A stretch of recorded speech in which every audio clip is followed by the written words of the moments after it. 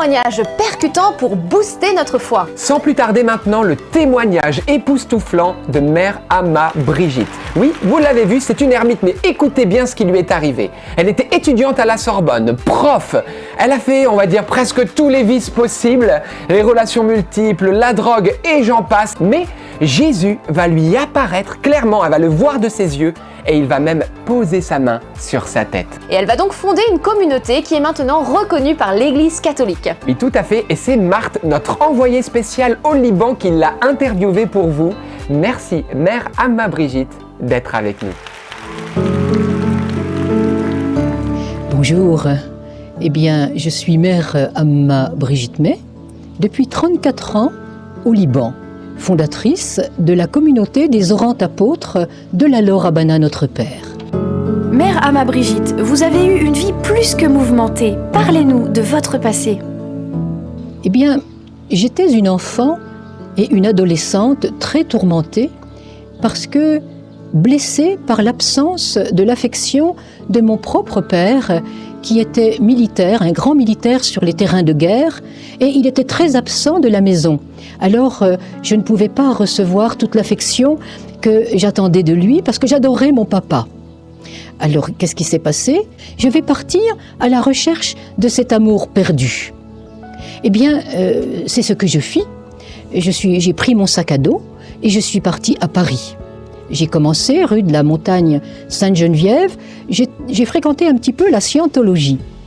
Et la scientologie, qui est un groupe sectaire, j'ai très vite compris qu'il s'agissait de un petit peu me dépersonnaliser et puis de mettre un autre système en moi, alors que je cherchais, quant à moi, la liberté. Alors donc j'ai découvert que ce n'était pas pour moi. J'ai dit au revoir, bye bye, et puis je suis partie. Et figurez-vous que ensuite, à travers une autre rencontre, qui s'appelle Philippe, c'est un homme qui s'appelle Philippe, il était le grand maître d'une des loges maçonniques parisiennes. Alors, on est devenus très amis et j'ai étudié la métaphysique sur l'île Saint-Louis et il commençait à m'initier, justement. Et puis, au moment de rentrer dans l'initiation sérieuse, mon pauvre Philippe a fait une crise cardiaque. Alors, je dois dire que j'ai fait une autre rencontre qui s'appelle un homme aussi, qui s'appelle Bernard, qui était le trésorier de tous les temples bouddhistes en France, dans le sud. Notamment un temple qui est le temple de Dordogne, avec des moines tibétains. Et puis bien sûr, j'étais dans le milieu artistique et intellectuel, le grand milieu artistique et intellectuel parisien, dans le quartier des Marais. Et là, comme vous pouvez l'imaginer, comme tous les jeunes, je dirais, de mon âge à l'époque, vous savez, mai 68, il y a eu beaucoup de choses.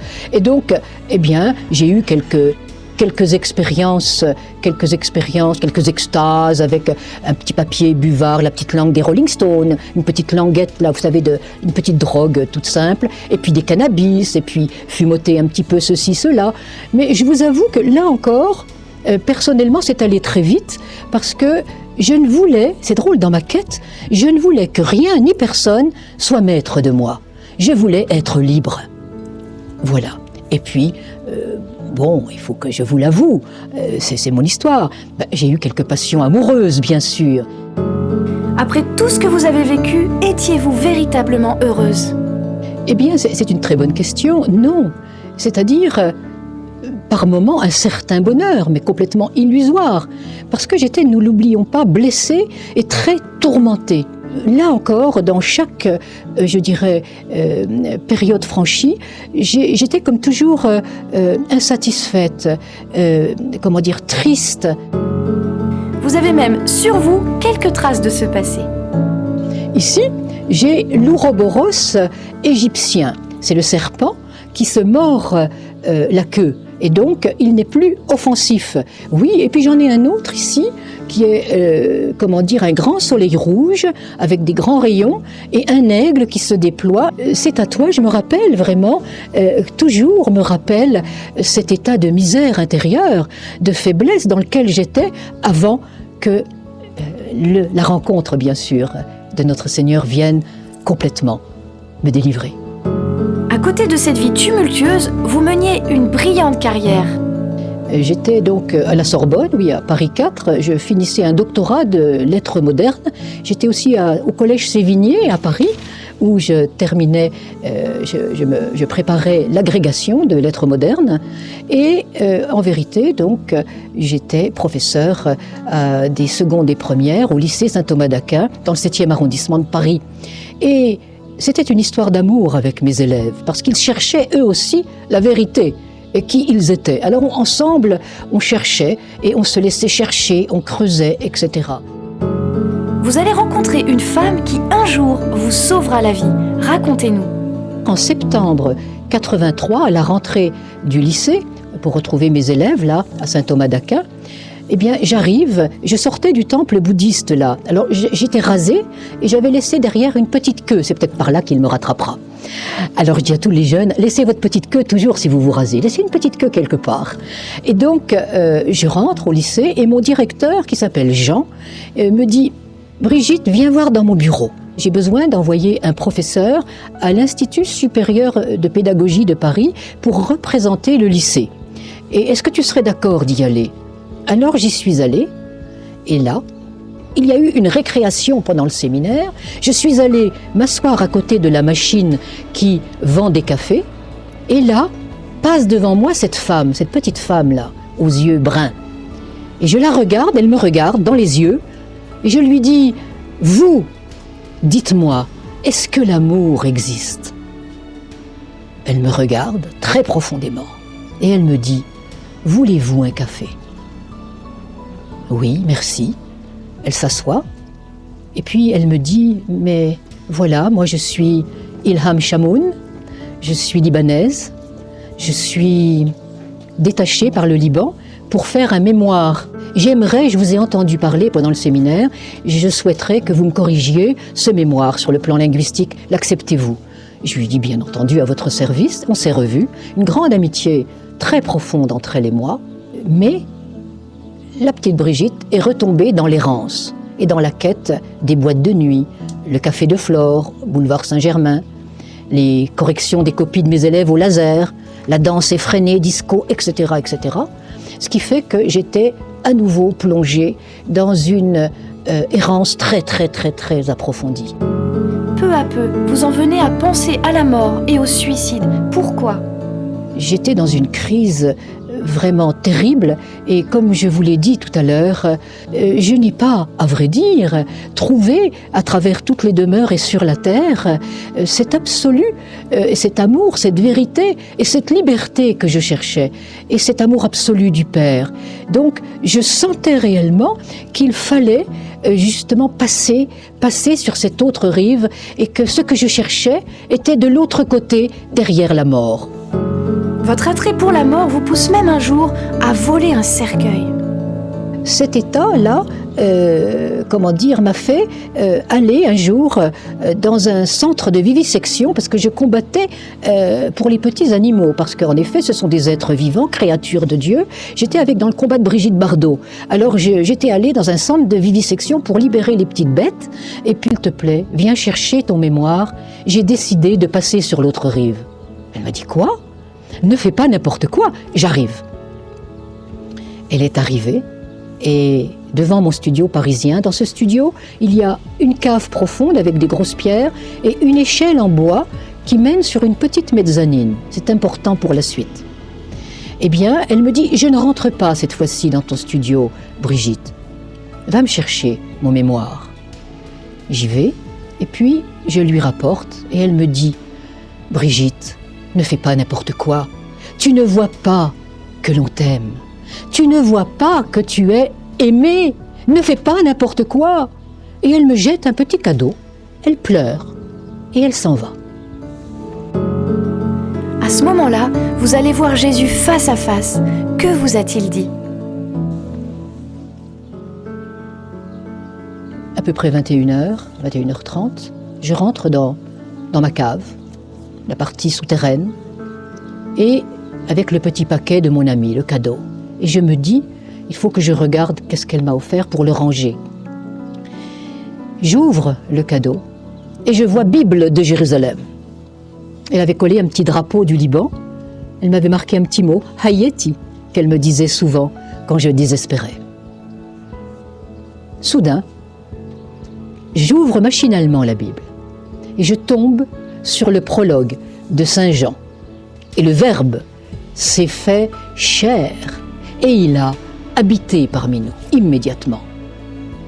Tout mon être est électrifié. Je me secoue, je jette la Bible. J'ai eu comme un vertige, je vais pour prendre un verre d'eau au pied de l'échelle. Et comme je vous vois, en personne, au milieu de l'échelle, le Christ. Je me suis jetée à ses pieds et il a mis sa main sur ma tête. Et il m'a dit, Brigitte, tu n'étais plus là, mais moi j'étais là. Tu ne me quitteras plus, tu seras ermite. Alors, je suis restée au pied de cette échelle toute la nuit. Une nuit de lavage, de visitation complète. Et le lendemain matin, au réveil, j'avais les mains comme cela, ouvertes, comme lorsqu'il est venu. Et j'ai entendu, Brigitte, va voir ton papa, ton père, à la maison. Va lui demander pardon. Il te dira pardon aussi. Parce que tu dois comprendre que c'est mon Père que tu cherchais, notre Père, et nous t'aimons, et nous l'aimons aussi. C'est ce que je fis. Je suis allée vers mon papa, je l'ai pris dans mes bras, Robert, pardon, et le pardon réciproque a provoqué la conversion de papa, et il est parti au ciel dans les bras de la Vierge Marie. Ma mère, une question me brûle les lèvres. Pouvez-vous nous décrire comment était Jésus ? Quand il s'est présenté, c'est vraiment le Christ, le visage du Christ de sœur Faustine. Ses grands yeux bleus, ses cheveux marrons, orientaux, et surtout ce regard d'amour, ces grands yeux qui invitent à l'amour. Et quand il a mis sa main sur ma tête, c'est là où tout s'est passé. Il n'y avait plus rien de matériel. C'est fini. Tout est intérieur là. Et là, ce que j'ai pu ressentir cette nuit, c'est qu'il m'épousait complètement. C'était l'étreinte avec l'amant divin. Une étreinte de feu. Et une étreinte qui a complètement, mobilisé tout mon être. Et cette étreinte qui a comblé complètement tous mes désirs. Qu'est-ce qui a changé concrètement après cette rencontre avec Jésus ? Eh bien, figurez-vous que j'ai ouvert les yeux et que j'ai vu qu'au lycée Saint-Thomas d'Aquin, il n'y avait même pas d'oratoire, ni de Vierge Marie, ni de Christ. Alors je me suis dit, mais qu'est-ce que c'est que ça ? Alors tout de suite, je suis allée voir le directeur et je lui ai dit, Jean, pouvez-vous me nettoyer le grenier ? Il faut faire un oratoire à la Vierge Marie. Mais là encore, il a tout de suite dit oui, on va faire le ménage et vous aurez votre oratoire. Et donc, ce qui est étonnant, et là je m'incline parce que ce n'est pas moi cette pauvrette, non, c'est que tous mes élèves m'ont suivi. Une grande partie des élèves venaient à l'oratoire, priaient le chapelet, la Vierge, et du cœur de cette prière, nous avons pris la décision d'aller sur les quais de Notre-Dame de Paris pour révéler à tous les jeunes prostitués, transsexués, homosexuels ou totalement drogués ou abîmés, qu'ils étaient sauvés et qu'ils devaient être dans la joie d'être aimés par le Père en Jésus. Mère Amma Brigitte, comment vous retrouvez-vous au Liban en pleine guerre ? En mai 86, dans ma cave, « Allô ? Oui ? Oui ? C'est le Liban. Ah ? Oui ? C'est moi, Ilham Chamoun, ton ami. Mais comment vas-tu ?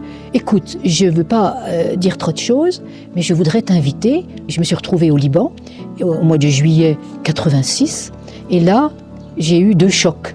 Moi, je me sentais bien petite, je sentais les bombes, les Kalachnikov, c'était occupé par la Syrie en 86. Et donc, au barrage, des coups de crosse sur certains jeunes qui sortaient des voitures, j'ai dit tout de suite, je voudrais ne pas aller au lycée, je voudrais retourner à Paris pour ma mission. Les sœurs m'ont dit non, on t'emmène au lycée, ne t'inquiète pas, c'est pas partout comme ça, on t'amène. Et je suis arrivée au lycée avec elles, et puis là, 2e choc, le lendemain, elles ont voulu me conduire dans la Beka, rencontré le colonel Michel qui, juste quelques heures avant de me rencontrer, s'est fait assassiner à Rayac. Quelques heures avant de me rencontrer. Là, pour moi, c'était trop, une violence sans nom. J'ai dit à la mère générale qui était là, une sainte, mère Marie-Émile, je lui ai dit, ma mère, moi je suis trop sensible, je voudrais retourner à Paris. La France, je l'aime beaucoup, c'est mon pays.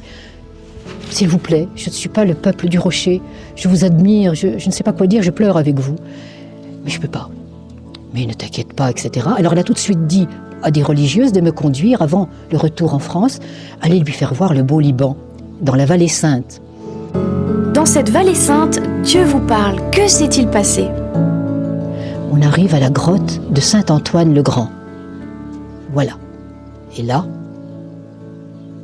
les sœurs m'expliquent à l'entrée, voilà, Saint-Antoine le Grand, un ermite qui guérit les fous, les malades et les fous. J'ai dit non, il guérit les fous aussi. Alors, on entre et je vois l'autel en pierre avec les chaînes où les fous mettaient leurs mains. J'ai dit, mes sœurs, restez là, je ne sais pas ce que j'ai, je suis attirée là-bas. Et je me mets à courir, je tombe à genoux, je mets mes mains dans les chaînes et je regarde. Un faisceau lumineux descend carrément sur l'autel et sur moi. Et j'entends, Brigitte, c'est sur cette terre que tu seras ermite. Mais moi, pas question. Non. Ma volonté à moi Brigitte, c'était de continuer ma mission rayonnante et réussie sur les quais de Notre-Dame de Paris et avec la jeunesse complètement perdue de France. Troublé par cette révélation, vous décidez d'en parler à un évêque. Le prêtre est venu et il a dit aux deux sœurs qui m'accompagnaient, vous venez pour rencontrer, le monseigneur Boulos-Najem. Oui, c'est cette française-là, oui, etc. Eh bien, asseyez-vous, je vous en prie, et il est là-bas, vous voyez le bureau ouvert, il est là-bas. Quand il a dit il est là-bas, je n'ai pas obéi, ça commençait la désobéissance. Je me suis précipitée et je suis allée là où il était. Je pousse la porte, comme je faisais à Paris, c'était un grand ami, hein. Je pousse la porte et il baisse son journal, il y avait le journal. Il me dit « Quoi? Toi ici, Brigitte ?» Je vais me mettre à genoux parce qu'il me confessait et il met sa main sur ma tête et il me dit, sans rien savoir, « Brigitte, j'espère que tu viens me dire que tu seras ermite au Liban. » Je lui dis, « Je vais m'asseoir. Pourquoi vous avez dit cela? C'est pas du tout mon plan, ma volonté. Et pourtant, il s'est passé quelque chose que je venais justement vous raconter pour avoir le discernement majeur. » Alors, il m'a dit, raconte. Eh bien, je lui ai dit l'histoire de la grotte, comment il m'a semblé entendre cela, et que cela a demeuré toute la nuit et tout le temps, et que j'entends toujours comme un leitmotiv, voilà, tu seras ermite sur cette terre du Liban, mais que ce n'est point ma volonté. Et quand je disais cela, il pleurait. Vous voyez une petite larme. Il m'a dit après, j'étais au courant de rien, j'arrive de Rome moi-même. Tu vois bien, le discernement t'est donné par lui directement. Fais ta valise, rentre à Paris et reviens vite. Mère Amma Brigitte, votre vie d'ermite va alors commencer? Eh bien oui, donc comme je vous le disais, Monseigneur Bassim m'a permis de commencer cette vie érémétique ici dans cette petite cave de Toula. C'était une petite cave en pierre où il n'y avait rien du tout, c'est-à-dire rien du tout matériellement, parce qu'au milieu de ces pierres, on m'avait donné la permission d'avoir le Saint-Sacrement sur un petit bout de bois. Alors tout était là. Et finalement, les conditions matérielles étaient bien sûr à vision d'homme, très dures. Moi, je ne faisais pas attention, j'étais pleine de cet amour du bien-aimé qui me brûlait. Mais à vrai dire, oui, je dormais par terre, sur la terre battue. Que voulez-vous dire à tous ceux qui vous regardent maintenant? Je voudrais dire à chacun qu'une seule chose suffit. Je dirais aux incroyants, comme vous faites l'expérience de ceci, de cela, faites l'expérience de Jésus-Christ. Rentrez dans cette aventure d'amour et découvrez que ce Père, ce Dieu d'amour, qui est fou d'amour pour chacune de ses créatures sous le soleil, vous attend. Ce Dieu est doux, il est humble, il est mendiant et il vous appelle par votre prénom. Voilà ce que je veux dire. Il a soif de chacun de vous, il vous attend. Ne tardez pas trop. Merci. Un mot de la fin? je vous lancerai, chers amis, un ultime cri d'amour. Ne luttez jamais contre des ombres, mais allumez juste la lumière. Merci beaucoup Mère Amma Brigitte pour votre témoignage qui est juste extraordinaire. D'ailleurs, si vous voulez en savoir plus sur Mère Amma Brigitte et sa communauté, dans la description de cette vidéo, on vous a mis son site internet et de quoi la soutenir. Tout à fait, oui, vraiment une femme pleine de vie et de joie. Alors, deux petites précisions sur la vie de Mère Amma Brigitte. D'abord, on vous rappelle que sa communauté est reconnue par l'Église catholique maronite au Liban. Et ensuite, il faut savoir qu'au début, pendant de nombreuses années, Mère Amma Brigitte a vécu une vie d'ermite, c'est-à-dire une vie totalement isolée et recueillie dans la prière, mais que maintenant, elle vit une vie semi-érémitique, c'est-à-dire que non seulement il y a cette part de prière, de recueillement, mais aussi elle se donne dans l'accompagnement spirituel et l'accueil des pèlerins. Oui, tout à fait. Et la bonne nouvelle maintenant, c'est que nous allons accueillir sur le plateau Catherine et Marthe, notre envoyée spéciale. Et juste après, nous aurons un temps de prière particulièrement à vos intentions. Donc restez bien avec nous. Bienvenue les Bienvenue. filles. Merci. Alors, qu'est-ce que vous avez pensé de ce beau témoignage? Eh bien, j'avoue que moi, j'ai eu la grâce vraiment d'aller au Liban interviewer Sœur Brigitte et je l'ai trouvée incroyable, vraiment comme une boule d'amour, pleine d'énergie, joyeuse. Et vraiment, la phrase que je me suis dite en la voyant, c'est qu'on voit dans ses yeux, dans son sourire, dans tout ce qu'elle transparaît, on voit celui qu'elle contemple tous les jours. Oui, tout à fait. C'est vrai qu'elle a cherché longtemps. Elle est allée dans la scientologie, dans le bouddhisme, dans la franc-maçonnerie. Enfin, on sait que les mauvaises spiritualités, malheureusement, foisonnent. Mais heureusement, elle a trouvé le Christ. Et comment? Eh bien, à travers la parole de Dieu. Et frères et sœurs, eh bien, je crois que c'est essentiel, la parole de Dieu, qu'elle puisse vraiment redevenir, eh bien, une parole vivante dans nos vies et un élément central de nos journées. Oui, moi, elle me faisait penser aussi à Marie-Madeleine. Marie-Madeleine qui avait une vie assez chaotique, puis qui a été choisie, délivrée par le Christ. C'est ce qu'elle décrit aussi, cette délivrance qu'elle a vécue, cet appel. Et on sait que selon la tradition, Marie-Madeleine aussi a fini ermite dans le sud de la France. Oui, elle est partie de son pays pour intercéder pour la France et elle a fini sa vie ici. Elle, c'est un peu la même chose, mais c'est de la France que le Seigneur a appelé pour l'Orient, en fait, le Liban. Donc je trouve que c'est beau. Oui, et quand on regarde la vie de Mère Brigitte, on pourrait se dire, mais sa vie, elle sert à rien. Enfin, on pourrait se poser cette question, parce que c'est vrai, elle est dans une grotte, en haut d'une montagne, enfin voilà. Et pourtant, Mère Brigitte, elle vit en communion avec Dieu, ça se voit, elle a répondu à l'appel de Dieu, donc sa vie, elle porte du fruit pour le monde entier finalement. Et parmi ceux qui nous regardent, peut-être il y a des mamans qui se disent, mais moi, je fais juste à manger pour mes enfants, je vais les chercher à l'école, mais qu'est-ce que je fais pour le monde? Et puis il y a peut-être des personnes, je sais pas, à la retraite, qui se posent la même question. Mais pourtant, sachez que quand on fait les choses en communion avec Jésus, et ben on porte du fruit. Complètement, et tu parlais de la quête de sens, et moi je repense à ce verset biblique qui dit que cherchez et vous trouvez, frappez, on vous ouvrira. Je pense que toute personne de bonne volonté, qu'elle connaisse pas Dieu, si elle cherche, elle va finir par rencontrer Jésus, qui est vraiment cette porte du ciel. Le témoignage aussi de cette fille libanaise qui lui a donné cette Bible était important. Et on a aussi, nous tous, ce rôle à jouer de témoins de notre foi. C'est tellement important. Mais oui, d'évangéliser. Ouais, tout à fait. Et un autre point, moi, qui m'a marqué, c'est aussi de voir à quel point toutes ces difficultés eh bien, sont parties finalement d'une blessure affective, l'absence de son père à la maison qui était très pris par son travail. Et on se rend compte que oui, parfois, l'absence d'un père ou d'une mère à la maison crée après de grandes blessures et après c'est d'autres péchés qui vont s'engouffrer dans ces blessures puisqu'on voit qu'elle a pourvu à ce manque par de nombreuses relations et qui ne l'ont pas du tout comblé. Oui, et ce qui est fort, c'est qu'on voit que Jésus a cette capacité de guérir. C'est-à-dire qu'il peut guérir ce que le diable, l'ennemi de nos âmes, a ravi de notre passé, les blessures occasionnées. Souvent on se dit mais je suis foutu là, peut-être c'est votre situation. Eh bien regardez ce que Jésus a fait. Alors, ça ne veut pas dire que vous allez finir ermite, mais ça veut dire que Jésus a cette capacité, il est même venu pour ça, de nous sauver, de nous guérir intérieurement et de nous rendre avec un éclat même plus beau et plus grand tout ce que nous avons perdu à cause de nos fautes. Donc c'est quand même source d'une grande espérance, donc gardez courage et tournez-vous vers Jésus.